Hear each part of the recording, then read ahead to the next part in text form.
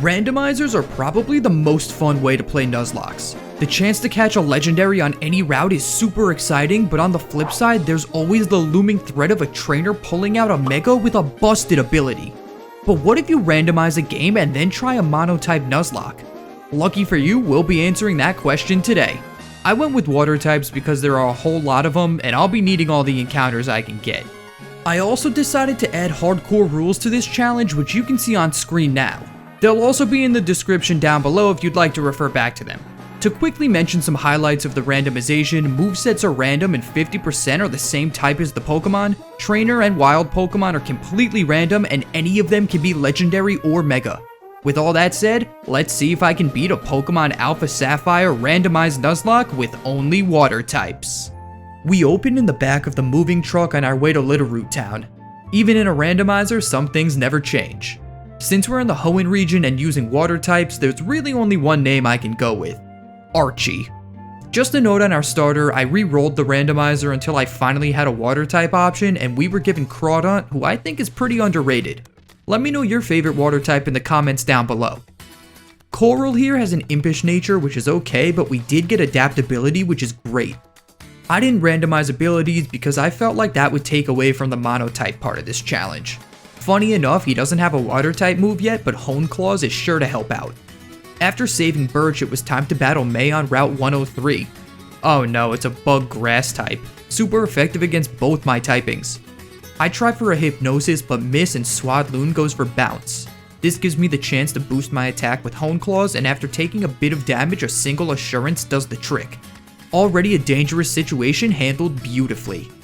Now that Birch has given us Pokeballs, I can hopefully add some team members. Or not.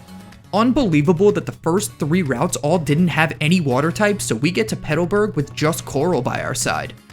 After helping Wally catch his Ralts, we check Route 104 and Petalburg Woods, but this is still a solo run. The Team Aqua grunt in the woods has a mad cargo, so we can pretty easily take it out with a few hits of Assurance. Route 104 extends past the woods and has a different encounter table on this side. We finally managed to find another water type so I can add Golduck to the squad. Wake has a careful nature, which is kinda bad, but having 2 powerful water type moves in Scald and Aqua Tail solves one of our problems. I won't talk about every encounter I get, but I'll definitely mention the ones that were important to the team. Before taking on the first gym, I wanted to bolster my numbers a bit, so on Route 116 I catch Milotic, who also has a careful nature. Coral accidentally passed the level cap before the gym, so I'll just be using Wake and Siren for this one. I also made a self-imposed rule that I have to battle every gym trainer because realistically, any one of them could be stronger than the leader. Luckily, none of the ones in this gym were too tough, so let's see how Roxanne goes. She leads with a Krokorok, which is good news for us. Intimidate lowers Golduck's attack, but a single Scald gets the first kill and her ace happens to be Trapinch, so I guess she's a ground type leader. The Ant Pit Pokemon surprisingly survives Scald, but we get the burn, which is massive because this thing fires off a Land's Wrath. Wake is able to tank it, and then burn damage knocks Trapinch out, giving us our first gym badge. In Rustturf Tunnel, we catch a Relicanth with a gentle nature, which is fine, and then it was time to save Pico. The Aqua Grunt has Probopass, which is no problem for us as Milotic eventually wears it down with Whirlpools and Water Guns. Not the greatest moveset, but she got the job done. Since we saved his precious little guy, Mr. Briny offers to take us to Dewford Town where our next few encounters await us. I picked up a Carvanha, Marill, and Froakie fishing on the 2 routes in town along with our Granite Cave encounter. Golduck also learned Searing Shot, which is really going to help with grass types. I check out the new Mons and notice that Marill actually has huge power and Geomancy. This thing is going to be a beast. Now with a full team of 6, it was time to make my way through the second gym. Let's take a look at the last trainer before Brawly. They lead with a Panpour. No big deal, right? Wrong. Leaf Blade rips into Froakie, so I decide to bring in Marill next. This thing also has Thunder, and obviously as a water type it resists my stab, so this is going to be brutal. The next Thunder paralyzes Seabreeze and Fairy Wind does abysmal damage. Hopefully Siren can tank some hits. After Thunder does 10 damage, I use Thunder Wave, but the chimp is unfazed as Leaf Blade brings us into the yellow. Now I Whirlpool to build up residual damage, and another Grassy Sword brings us down to 3 HP. Am I gonna go down to a Panpour? I swap to Golduck, who takes Leaf Blade pretty well, and then the next 2 turns are washes as I miss Crab Hammers and Panpour gets fully paralyzed. When I finally connect, it's enough to take it out, and then her second Pokemon is Weedle, who I just Searing Shot, but wow was that scary. Not feeling so confident about Brawly. While grinding everyone to the level cap of 16, Froakie evolved into Frogadier, and now it's time to battle. Brawly leads Munchlax, which seems pretty manageable. I led Siren since she has Thunder Wave, and then the little glutton reveals Takedown.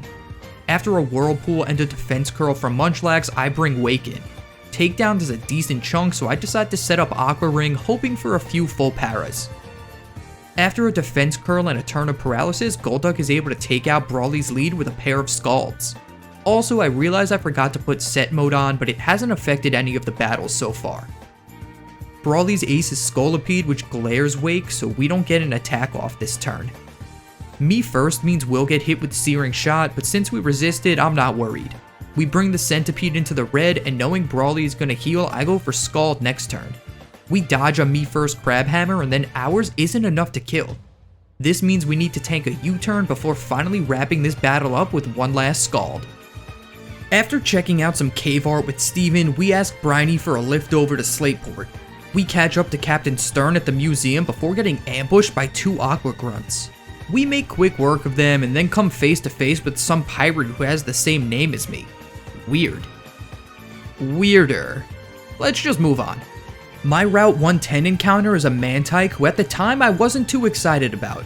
I'll realize a little later that as a flying type, Sail can put up a decent fight against grass types. While battling some trainers on the route, Marill evolved into a Zoomerl, and now we were ready to take on May in what many people consider to be the hardest rival battle in this game. And of course she leads with a Rose Raid. I go for a turn 1 Thunder Wave as she decides to set up grassy terrain. Now I switch to Wake since Searing Shot is really my only chance here. After Rose Raid uses Calm Mind, Searing Shot isn't even enough to take out half its health, but we do get the full para. I decide to pivot my strategy and use Soak to take away the grass typing and replace it with water. She finally reveals Mega Drain, but since it's non-stab now, Wake is able to survive. This activated his weakness policy I had bought from the randomized Martin Slateport, but then I used Searing Shot, completely forgetting I just changed Rose Raid's typing. By some stroke of luck, the cheerleader got paralyzed this turn, and if it hadn't, I'm sure that would have been the end of Golduck. Now I remember why I changed the type and risk it all on a switch to Crawdon. Thankfully, May resets the terrain, and then we're able to KO her lead with a single Thunder Punch, which Cora learned at level 18, but her next Pokemon is also a grass type, Gloom. I can't risk Golduck here, so I decide to stay in and use a Night Slash, but the Weed Pokemon survives in the red. Venoshock comes out, which is much better than a grass move, so after the terrain heals us, one more Night Slash takes it out. Her ace is Arcanine, which is obviously weak to my entire team. I bring in Relicanth, but he gets confused by Flatter, so for the next few turns I either hit myself or miss Octazooka while being pelted with Fusion Flares. After hitting one, I'm in the red, so I'm forced to switch to Milotic. May plays the Flatter game again, but we eventually connect a Water Gun to KO the Fiery Hound and make it out of this battle unscathed. The first thing I do in Mauville City is take Wally on in front of the gym. How did this kid get an Entei? Guess it doesn't matter. Watson's gym trainers were pretty easy, so now it's time for the man himself, and he's not playing around as he leads Meloetta. Psycho Boost doesn't do much to Siren, who paralyzes the Dancer turn 1 with Thunder Wave. Now I use Metal Sound twice to lower Meloetta's special defense 4 stages as it just growls me and then gets fully paralyzed. I bring a Zoomerl into another growl and then use Fairy Wind, which doesn't even kill it -4. After one more attack drop and a Super Potion, we're able to KO the lead with 2 more Fairy Winds. Would you look at that, the Electric Gym Leader actually has a Magnemite. I wasn't expecting anything too crazy, so I swapped to Golduck. Oh, Volt Tackle. And it was a crit. After surviving on 3 HP, I gambled that I'll outspeed the Magnetic Ball and take it out with a Searing Shot. That just leaves his ace? Oh, you gotta be kidding me. Electabuzz is not what I wanted to see here. I swap to Siren and Discharge hits for a huge chunk, plus it gets the para. I decide to try Sea Breeze next, but Discharge does over half of her health. And paralyzes again. I use huge power water shuriken since it has priority, but even with a 5 spot it only does 50%. Rest in peace, Azumarill. I decide Siren will be next to hopefully hit an Aqua Jet through paralysis and then be our next martyr. But Azumarill and Milotic have paved the way for Frogadier to come in and finish things here with a water shuriken. Are you kidding me? I got a 2-hit water shuriken and now we lose a 3rd teammate to discharge? I bring in Bedrock to hopefully survive 1 hit and finish things with a Luster Purge, but this thing actually also has Moonlight. I decide this turn I have to risk the 90% accurate Rock Slide, and after tanking a discharge, Relicanth is finally able to put this thing to bed. Are electric types just gonna plague us the whole run? I pick myself up by my bootstraps and remember what I always say when I need to be cheered up. Wet. With my mindset realigned, I take on a trainer who seemed pretty easy, but then she pulled this out. That's right, Rayquaza. But wait, there's more. After I switched into Relicanth, she actually managed to Mega Evolve it. Lucky me. It hits a not very effective Razor Wind as I use Rock Slide, but I really should have went for the 4-time super effective Ice Fang, especially because Delta Stream is up. I hastily click the move again, and of course she has Dragon Ascent. Why wouldn't she? At least we resist, so after a Rock Slide and 1 more Ascent, we actually take this thing out without any deaths. Feeling like this team can accomplish anything now. In Fall Arbor Town, the Special Mart actually has the Sharpedo Knight, so things are looking up. Let's go save Professor Cosmo. I just had to say something, didn't I? Rotom Mow is gonna be a problem. Golduck can take 1 Fusion Bolt, but Searing Shot only does half of Rotom's health. I also have to sack off Seal to bring in Relicanth, but his Ice Fang isn't enough to kill. After massacring half my team with Fusion Bolts, the Lawnmower seems to be out of electric moves, so it uses Fury Attack and dies to Coral's Night Slash. Relicanth deserved better after being the only reason I made it through Watson and that Rayquaza, but we must press on. Now it's time to face Shelly, and Magma Grunt? Okay. I immediately target Roserade, but Shelly's Magmar actually uses Explosion. Good thing it had multiple targets, so the power was weakened and we're able to hang on. Roserade also targets Maze Mienshao, so we can take it out with Night Slash. I switch to Mantike against Batang, who takes big damage from Mienshao's superpower and kills it with Steel Wing. Now I swap into Wake as Maze Marowak finishes things with an Overheat. I have no shame being carried in this fight, as long as the run is still alive. I return to Mauville with May and realize I never went to Verdanturf Town, so I head west. On the way there, I get an incredible encounter in Mudkip. He basically evolves right away, and now we have ourselves a ground type, which finally gives us an electric counter. At the top of Mount Chimney, we have an easy battle with Shelly and jump into our first bout against Archie. He leads Clefable against my Marsh Stomp and manages to flinch me 3 turns in a row with headbutts, forcing me to make a switch. I bring in Wake, who outspeeds the fairy, and after its first headbutt, we hit Crabhammer for about 50%. Its next headbutt crits, and this turn I decide to Scald, actually getting the burn, so now headbutt isn't so scary. 1 more Scald gets the kill, and Swinub is next. I use Searing Shot instead of a stab water move and pay for it by having to eat a Seed Flare, somehow hanging on. Another Searing Shot KOs the Ice Pig, and Archie sends out his ace, Timber. Sail comes in and dodges Hammer Arm, so I'm free to fire off an Air Slash. We actually get a flinch, so now we're able to take the fighting type down before it does any damage. I make my way through Jagged Pass to Lava Ridge Town, where we face off against a gym trainer who has a Terrakion. Oh yeah, and I have a Poliwhirl now. Well, had a Poliwhirl. Golduck comes in and gets confused by Sweet Kiss, but breaks through to hit Scald for half the legendary's health. After Jump Kick connects, Wake breaks through Confusion again to get the win, avoiding any more casualties. I grind to the level cap and finally make it to Flannery. She leads Poliwag, which gives Crawdaunt the perfect opportunity to set up.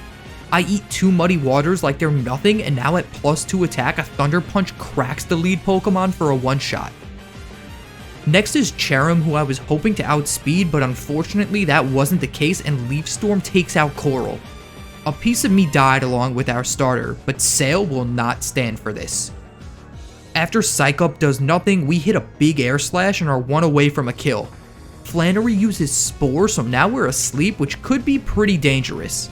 After a Psych Up, we finally see the Leaf Storm, and 1 more would be the end of Mantike. I really don't have an option aside from risking it, and after staying asleep, Cherim uses another Psych Up. We get the Wake Up next turn and can take the Grass type down, avenging Coral. But her ace is another Grass type, Gourgeist. I'd rather lose Mantike than swap Golduck into a Grass move, so I stay in, but now we get Sleep Powdered. Sail is able to live through a Solar Beam with 5 HP and connects Air Slash for around 40% of Gourgeists. I'm chancing that Solar Beam is the only Grass move the Pumpkin has, so instead of losing Sail, I swap to Wake, and I was right. Before getting vaporized by sunlight, Golduck is able to fire off a Searing Shot, winning us the battle. Now I can give Crawdon a proper burial in the Death Box before moving on to the desert where I catch a Wingull and evolve it into Pelipper. Back in Petalburg City, I fish up a Barboach and evolve her into Whiscash, and now it's time to face off against our dad. Norman leads Bouffalant and I send in Whiscash, who actually has an incredible moveset. I Charge Beam and manage to get the special attack boost I was after, then tank a Hyper Voice. Now Origin Pulse does big damage, and after a second Hyper Voice, one more blast of watery orbs gets the kill. Next up is Clang, and as I click Drill Run, it outspeeds for a Frenzy Plant. Every time I love something, it dies. Wake comes in on the recharge turn and hits Searing Shot for a little over half and then KOs the Gears with another. Norman's last Pokemon is Kabuto, and after we're hit with Egg Bomb, it just takes 2 Crab Hammers to finish this one off. Now we get the ultimate dad bonding moment between ours and Wally's, so I'll forgive him for killing Hydra. Latios takes me and Steven to help out Latios, but Matt and this Aqua Grunt prove to be no contest, so I can continue on my journey.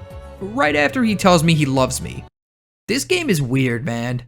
On our way to the Weather Institute, I round the team out with Fion that I actually managed to catch, and a Remoraid which I evolve into Octillery. After making quick work of Shelly and her Azelf, it was time for yet another rival battle. May leads with a Walrein, who I Egg Bomb with Golduck for a bit of damage before getting hit by Scald. After another turn of the same, she starts using Pain Split, so this could be a long one. Good thing she locks herself into Ice Ball, since now it just takes 2 more explosive eggs to get our first kill. Okay, Mega Aerodactyl is next. I'm not sure what this thing is going to do to me, so I decide to swap into Pelipper as we take a huge chunk from Dragon Ascent. We aren't going to get anywhere with another switch, so unfortunately I use Water Shuriken with Ripple and let her go down to another powerful dragon move. From here I bring in Fion, who crits its first hit of Water Shuriken for a kill. That's the power I was looking for. May's last Pokemon is Igglybuff, who dies to 4 Shurikens, with the third being a crit. Before taking on Winona's gym, I'm able to catch a Spheal and evolve it into Celio, so we're back at a full team. Let's see what's waiting for us in Fortree Gym. Oh, Primal Groudon. This is a nightmare. Sandtomb locks Octillery into this battle, but at least Aeroblast does decent damage. I completely forgot Desolate Land makes it so Water-type moves evaporate, so that's a wasted turn. I'm still unable to switch out, so unfortunately Groudon takes Jetstream out with a third Sandtomb. I bring Sail in to do some damage with Air Slashes. I also tried my luck with an Acupressure and got an Evasiveness boost, but it didn't come into play.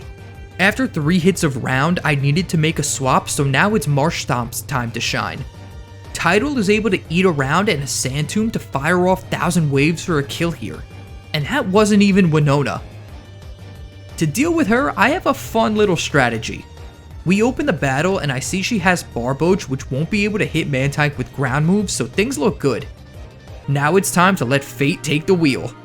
I Acupressure a whole bunch of times. Honestly couldn't even tell you what my stats are, but with 3 HP left, it's time to do some killing. Air Slash kills Barboach, and after not being enough to KO Spoink, we actually get a flinch. Winona heals, so it takes 2 more to kill, but now she sends in Manaphy. Another flinch! Sail has actually gone Super Saiyan. And dodging Aqua Jet, this Stingray is unstoppable. I actually feel kinda bad for Winona, but that was insane. Riding that high to Lily Cove City, I catch a Gorbis and take May down again, but her team was nothing special this time. While making our way through Mount Pyre, Tidal evolved into Swampert, and I actually forgot to mention something. After dealing with the first Kecleon on this bridge, Steven gives you the Mega Stone that corresponds to your starter. By sheer luck, Crawdon was randomized into Mudkip's slot, so we already have the Swampertite for Tidal. Unfortunately, this happiness is short-lived as we face an Aqua Grunt who happens to have Xerneas. Sail gets a special attack boost from acupressure after the fairy uses focus energy. Dazzling Gleam does less than 50%, so after a surf, we're looking good. But now Tragedy strikes as a critical hit Dazzling Gleam takes Monotype out. Rest in peace, Sail. I'll never forget that Winona sweep. Wake comes in yet again to avenge a fallen friend and then also takes out the Grunt's Rhyhorn. Weighed down by grief, we're too late to stop Archie from stealing the blue orb, and I'm skipping yet another battle with Matt since he only had a Swirlix here. Archie and Shelly steal Stern's submarine, so we have to break into Team Aqua's hideout. While surfing there in Lily Cove, I pick up a Warlord, which I always feel like is a huge flex to have on a team. As I'm steamrolling grunts in the hideout, we come across one who just might be more dangerous than the guy with Xerneas. Mega Kangaskhan destroys Fion with a single double edge, and now I'm genuinely nervous. I bring in Swampert and waste no time mega evolving him, but we're only met with Scary Face before taking the monster down with 1000 waves. Can I just keep a team of 6, please? The climactic battle here is against Matt, but for the third time he goes down to a single move, so let's just jump over to Route 124 where I catch a Dewott and evolve it into Samurott before arriving at Moss Deep. While battling Tate and Liza's gym trainer, Celio evolved into Walrein and we were ready to get our 7th badge. They have a Crobat and a Pelipper, but now that Golduck has Bolt Strike, this should be easy. Dynamic Punch connects against Swampert, confusing him, and then Crobat survives Bolt Strike in the red. Good thing I double targeted and Tidal is able to break through confusion for a kill, but Oblivion Wing from Pelipper brings him down to below half. I also decided to play carefully and switch Swampert out, which paid off since Golduck missed his next Bolt Strike. Our third one hits the mark and we're able to finish the twins off, barely breaking a sweat. Before heading to Seafloor Cavern, I managed to catch myself a Mega Gyarados, Swanna, and Mega Slowbro. Now it's finally time for our last battle with Archie. He leads Simisage against my Mega Slowbro, so I switched to Swanna. After dodging Absorb and Grass Whistle, Aeroblast leaves the monkey in the red.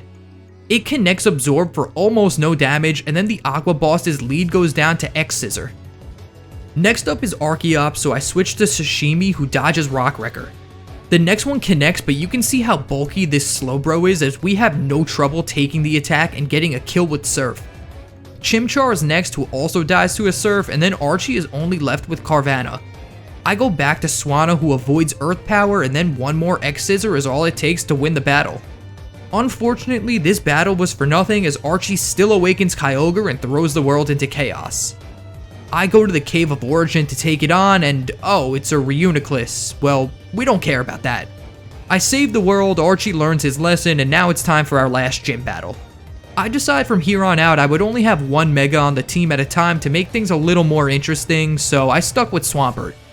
Wallace leads with a Scatterbug, which gets blown back by Mega Swampert's Aqua Tail, and then Numel gets the same treatment.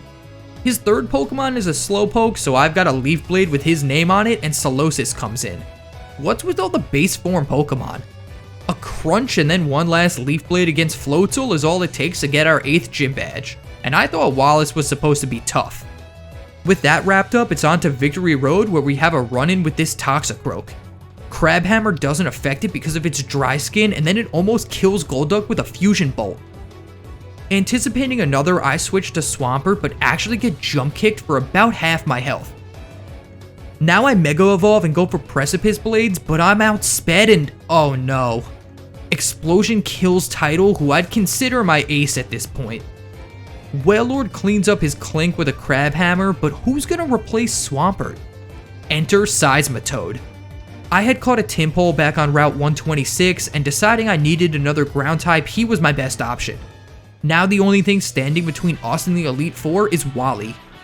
His Spearow gets obliterated by a Diamond Storm from Bog, so we're off to a great start. Next is Kecleon, who survives Precipice Blades, but because of color change, its Boom Burst isn't stab, and we take it well. Next turn we kill with Bubble Beam and Trapinch comes in. Hornleech gets this kill and brings us back to full health, then Wally shows a Swanna of his own. Aeroblast crits us, and since Diamond Storm just isn't enough to kill, I swap into Wake, who gets tickled by Hydro Pump. Bolt Strike might be a bit overkill here, but another one is needed to KO Wally's last Pokemon, Celio. Now that we've thoroughly crushed his dreams, let's become champion. I take a look at the team and decide having Mega Gyarados provides good resistance to Ghost and a Psychic immunity, so she'll be replacing Wailord. Just a note on level cap, I use rare candies between each member of the Elite Four to get my team on par with their ace. With that said, it's time for Sydney. He leads Wailord as I send out depths. I guess Loch Ness wants her revenge for being booted from the squad. Spark does big damage and gets the paralysis as we eat a head charge from the whale. After a full restore, 2 more Sparks get the kill and Mothim goes down to the same. Scyther survives the electric attack and Brave Birds, almost killing Gyarados, but knowing a full restore is coming, I can use 2 more Sparks to get our 3rd kill. Flabebe might be small, but Depths doesn't have much for fairy types, so I bring in Samurott. After charging up a Skull Bash, the Flower Fairy dies to Sludge Wave and Sydney sends out his last Pokemon, Octillery. I bounce for about a quarter of the Cephalopod's health and then it connects Hydro Cannon, which we resist. On its recharge turn, I Sludge Wave and then 1 more blast of Purple Sludge wins us our first battle. Let's see how Phoebe goes. Her lead is Yanmega, who seems to be going for a Focus Punch, but Gyarados breaks its concentration with Spark. Paralysis also means its Speed Boost is powerless as a second Spark gets the kill. Next up is Spritzy, so it's back to Mist. Play Rough doesn't do much, and after surviving Sludge Wave, Phoebe heals and I take her second Mon out with 2 Aqua Tails.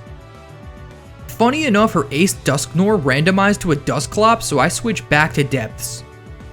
I can't do anything but take this first Shadow Force and we see how little it does.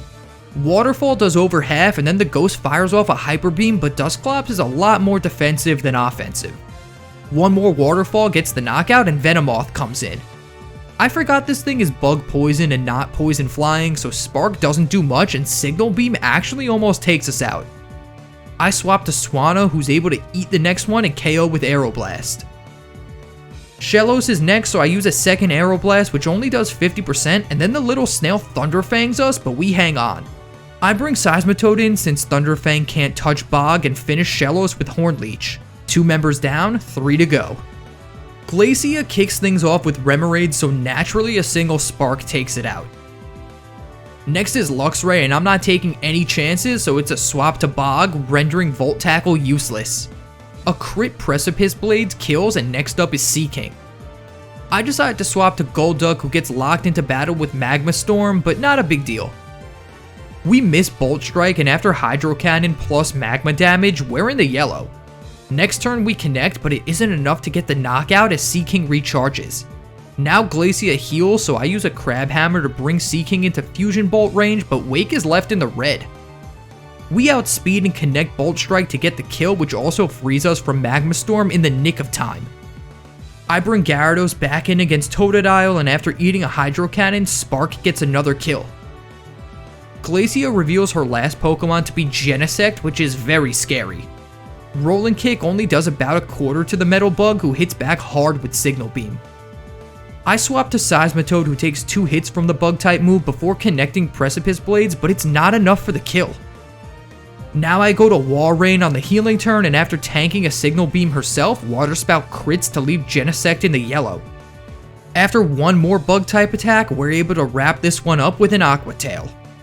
I know the members so far haven't all had the strongest Pokemon, but we've still been getting pushed pretty hard. Will we say the same for Drake? He leads Stunky, who I Rolling Kick for about 50%, and then the little Skunk Close Combats Gyarados for good damage. After missing our next kick, we almost die to the Poison type, so I'm forced to make a swap. I bring in Swanna to resist the attack, and since Stunky is at -3 defense after Drake heals, we kill with a single X-Scissor. Mr. Mime is next, and I forgot it's part Fairy type now, so X-Scissor's neutral. The Mime takes it well and then wild charges to KO Typhoon. I go into Samurott for a Sludge Wave, but after Drake heals, it doesn't even do 50%. We dodge Psycho Boost to bring Mr. Mime into the red, then eat a Light of Ruin before the performer knocks itself out with Recoil. If you're wondering what this move is, it's a 140 base power fairy attack that can only be learned by an unreleased version of Floette called Eternal Flower. I'm pretty sure it's AZ's Pokemon from X and Y. Anyway, Sawk is next and I bring in Seismitoad to deal with it. Close combat does over half to Bog, but I play this one smart and use Horn Leech to make sure I have enough HP to survive another. With 14 health left, we fire off a Precipice Blades to kill the Karate Master. Drake sends out Bergmite, but all it does is hit a few Glaciates before dying to a Searing Shot and an Origin Pulse from Golduck. Last is Wigglytuff, who uses Parabolic Charges to survive 2 Crab Hammers from Wake before inflicting him with Love. I swap into my last healthy Mon, Popsicle, and after one more Parabolic Charge, an Aqua Tail wins us this battle. All that's left now is to take on the champion himself, Steven Stone. He leads off with a Nuzleaf who dodges Gyarados' Rolling Kick and connects a Petal Blizzard for super effective damage. Next turn, a crit Rolling Kick KOs the Nuzlocke mascot and Steven brings in Illumise. Depth doesn't want to stay in against a Bug type, so I go to Wake to take Bug Buzz. A critical hit Searing Shot leaves Illumise with 1 HP as it's able to retaliate with a Leaf Storm, nearly killing Golduck. After a full restore, another Searing Shot into a Crab Hammer KOs the bug. Next up is Dino, and I switch to Popsicle, who takes more than I thought she would from Outrage. Regardless, I can Icicle Crash to kill, and then the Fossil Connoisseur himself throws out a Bastiodon. Surf does enough damage that the Shield Pokemon faints from recoil after a big head smash. Weasel is next, and I need to get Walrein out of there, so I bring in Samurott, who eats a Spatial Rend. After a second one crits, Fusion Bolt gets the kill, and Steven reveals his last Pokemon to be Tympole. Pretty anticlimactic, but one more Fusion Bolt wins us the battle and the Nuzlocke along with it. I always loved the thrill of randomizers and had a lot of fun with this challenge. I think for similar runs in the future, I should force opposing Pokemon to be fully evolved by a certain level, but you can let me know what you think in the comments. If you enjoyed this video, be sure to leave a like and subscribe down below so you don't miss out on the next one. It really helps out. Thanks so much for watching, and I'll see you next time.